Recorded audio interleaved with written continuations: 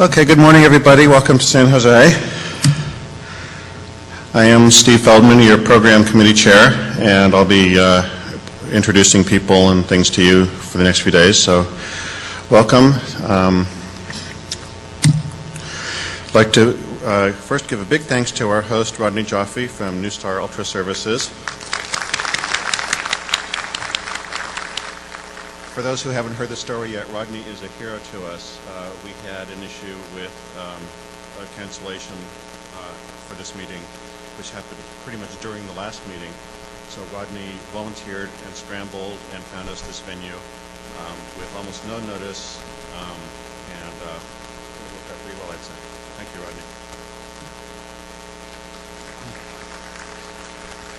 We have a bunch of other people to thank.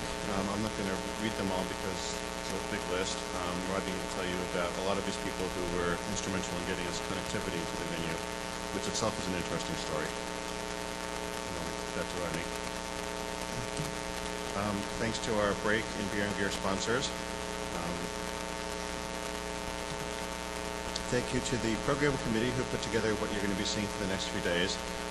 There are 17 of us, so I'm not going to name them all, but they deserve a big round of thanks for the hard work that went into assembling the program for you.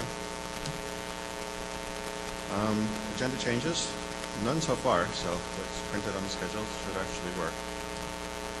For those of you, if anybody's watching over the web, there are a few options. Go to the URL set there, www.nano.org, streaming.html. There's Real Media, there's a couple different varieties of multicast, and a few others. Click through the page and you'll get to see what they are. Some reminders, the usual one. This is a nice wireless network, but it's wide open. Anybody can watch your packets fly by, so don't use clear text passwords. Do use end-to-end encryption, SSH or VPN or whatever works, but encrypt. There's going to be PGP key signing block, actually a couple of them. See the Nano site for that. Joe Avery was coordinating them again as usual. Thank you, Joe. And of course, the big event tonight's beer and gear reception, which will be out there where we had our registration this morning. There are 8 vendors who are going to be showing us all their wonderful stuff, and of course a lot of good beer and wine to drink. You might have noticed that some of us are wearing odd-colored badges like this. So this will help you interpret what they are. Blue means steering committee members. There's one popping right down there. The steering committee are the people who actually run NANOG, setting policies and selecting pretty much everyone else who's on the list below here. The yellow badges are the program committee members. There should be some of those wandering around. If you have anything to tell us about quality of the program, positive or negative, seek out a yellow badge or a green badge. Green is for people who sit on both the steering and program committees. There are a few of us. Red badges are people on the mailing list committee. They're the ones who try to keep the NANOG mailing list focused and on topic. Then we have some dots that sit on badges, green for peering coordinators, black for network security people, and red for people who are interested in sending PGP keys. I told you that earlier. Lightning talks. This worked really well last time, so we're doing it again. Only some minor changes. A lightning talk is a 10-minute talk on any subject that's at all relevant to NANOG. So we're soliciting on-site topics and abstracts. As soon as I sit down again, I'll set up the web page so you can actually start signing up. There will be a link off the NANOG page for it as well. You submit your name and an abstract. You have until 12:30 tomorrow. Tomorrow afternoon, the program committee will decide which ones we want to hear about.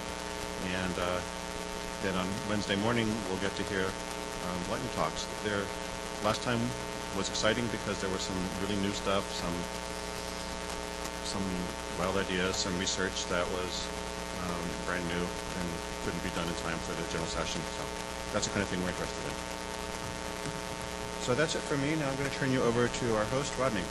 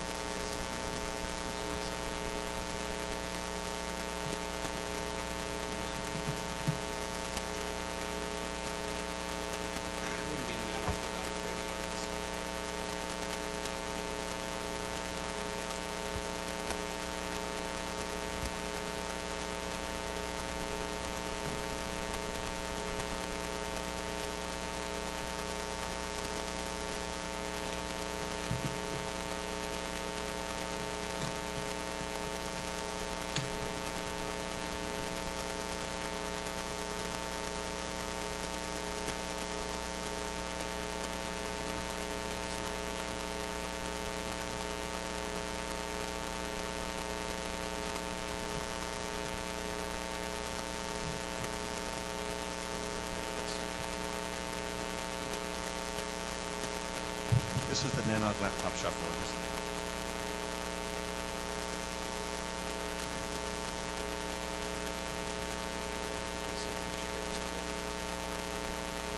Yes, it does. So, officially welcome to Nanog 37. This really was the Nanog that almost wasn't. At the end of it, we sort of decided it would be okay to bring up some sound effects so that you know what it was like. At the end of it, last night, actually yesterday afternoon, about 2 o'clock,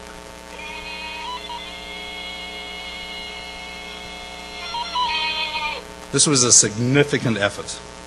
I want to thank all of the folks from Merit and a whole group of other people that I will name shortly that actually made this occur. This was an uphill battle, not only because of the time, but believe it or not, because of the location. One of the things that I want to talk about as the host is to try and encourage other people to host. And I want to tell you what the differences are between the way that I've done it the last 4 times and the way that you can. It's not expensive. It's not difficult. All you need is time. So, give you an idea, here are the benefits of hosting, just so that you know them. The first thing, of course, is that you get to choose the location, sort of. The last 2 I haven't been able to choose. It's been, none of them have been my home locations. It's much easier if you do this at home. So if you run short of time, you're going to end up having to travel to other places. But you can choose them. T-shirts, a real big benefit is you get to actually be involved in the design of T-shirts, and there are some. I'm not sure how to make this bigger. So, can you guys actually see this, or?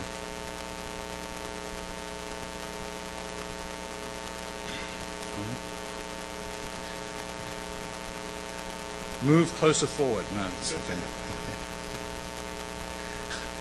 Well, I'm not going to worry too much now, but at least we'll know for the future. And I'll try this kind of thing. Anyway, T-shirts. You get to design T-shirts, and you sometimes get to influence the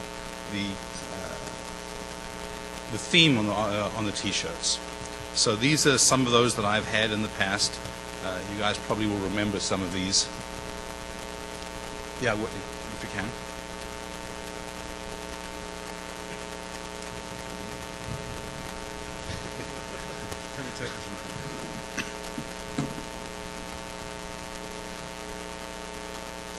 So, just to go over some of the rough bits over here, the biggest issue we had with this was not actually the hotel, but it was connectivity. And in my little presentation, I'm going to talk about some of the connectivity issues. If you're going to host, the first thing you want to do after you identify all of the hotels that can actually handle a conference of 500 people, about 200 rooms, only go to hotels that have existing fiber. If they don't have fiber from a carrier that you know through Nanog, don't bother. That's the battle that's almost impossible to win, and also ends up costing you a fortune. So you want to try and make sure that you have fiber. The second thing you want to do is you want to make sure that there aren't any access fees or use fees that have nothing to do with the equipment, have nothing to do with the costs of actually bringing anything in. Even if everything is there, make sure that you don't run into that problem. One of the first things you want to ask, because if you don't, down the road you're going to discover that there is some interesting charges that can be levied. How are we doing? Good enough?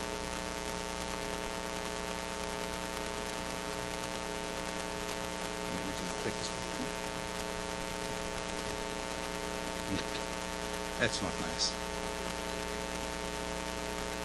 I can switch to Windows if you want. Okay. Okay. Well, we're gonna have to live with this.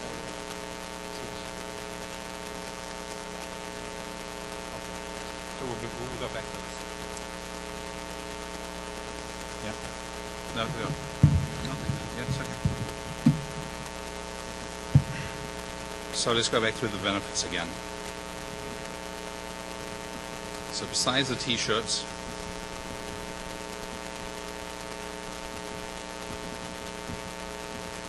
you get wonderful engineering opportunities. You get to do things that you probably never thought you'd ever have to do. So there are some interesting places that we have to go to get connectivity. This is what it was like this time, except that it wasn't snow and ice. But you'll see some pictures shortly of what it took. The NANOG community is a really important part of it. You get the opportunity to actually give something back to the community, which for me has been really important. I think I've hosted now through three of my companies, 3 different companies over time. Okay. It's working some. You also get exposure. This is really important. As a host, it was touched on yesterday by, I think, Randy and by Steve. You do get one benefit from a corporate point of view that is very important. You do get exposure for your company. So you do have the ability to actually generate a fair bit of goodwill for the company. Don't underestimate that. When you go to your company, you ask for help. And it's okay to, in the right way, and there are some NANOG rules, to actually introduce that bit of the marketing. Obviously, it isn't a marketing event, but it is a benefit for hosting. So the thing that you guys are obviously interested in is the network architecture. So there was a plan A. There was existing SBC and AT&T OC12 at the DMARC in this facility. Okay, should be able to get connectivity, real cheap. We know some people at SBC and AT&T, just like typical nanogs. Nope. So there's a licensee that says that there's a mandatory $10,000 use fee for the existing AT&T equipment. Okay. Well, let's go to Plan B. AboveNet has a gig ether fiber into the building, put in by one of the other NANOG attendees. I found out yesterday for a conference earlier this year, back there, YouTube, I think. So there's gig ether. Maybe we can use that because that's not the SBC AT&T thing. Nope. Nice try. There's still a mandatory $10,000 use fee, even though the equipment is in place and donated. Okay. Well, how about this? The Hilton has a fiber run to the infrastructure. It's part of the fiber infrastructure. Well, to quote Michael Jordan, if you guys remember the Apple ad, off the expressway, over the river, off the billboard, through the window, off the wall, nothing but net. So we'll try to do this another way. We'll use microwave to connect the Hilton to May West, 55 South Market. We have more connectivity there than even Avi, I don't think it's here this time, and even he knows how to use. No problem with connectivity, and it's only 1,500 feet away. So we'll go to Plan C. Microwave from the Hilton to Joe Puchek's 13th floor office at May West. Fiber from the 13th floor office to the 2nd floor Meet Me room. A cross connect to Chris Casada's switch and data Metro LAN. Across the LAN to Pax Palo Alto. And a VLAN to Jared's network for transit. No problem. Well, recognize that building? Faraday cage. Nothing in, nothing out. Explains why your cell phones never used to work unless you had a cell phone from one of the carriers in the building. Okay, well, let's go to Plan D.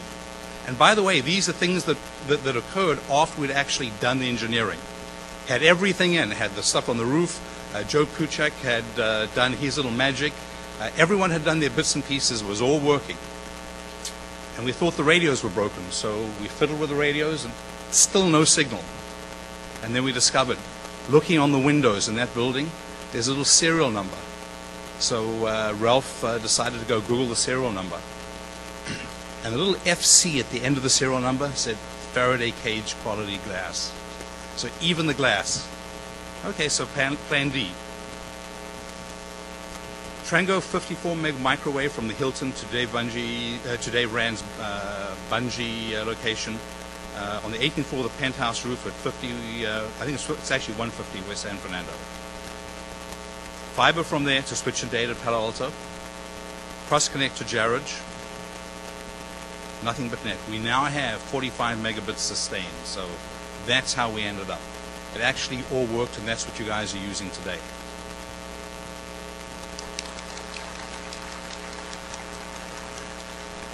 So here are the people that actually helped make that happen, because this is, I think this epitomizes what it's like to be part of NARO, the thing that you sometimes miss. People below layer 8 actually work together pretty well. So we've got Jared, Christopher Casella, Joe Puchak, Ralph Whitmore, and Dave Rand. Those are the people that really helped, together with some UltraDNS and New Star volunteers. These are the people I'd like you to give a hand to, because it's because of them that we're here.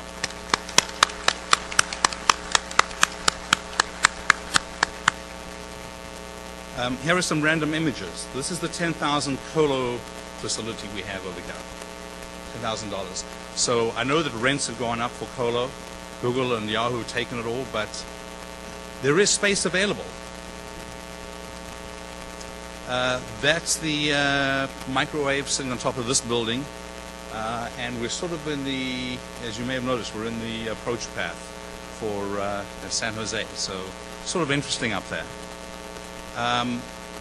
One of the other benefits of being a host is you get to throw up interesting images if you want, and that's one of the remote participants, my grandson.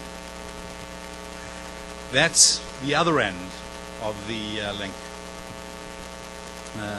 The Knight Ridder building, and that's about it.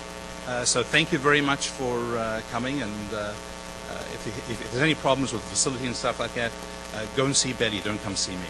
I'm done. Thanks everyone.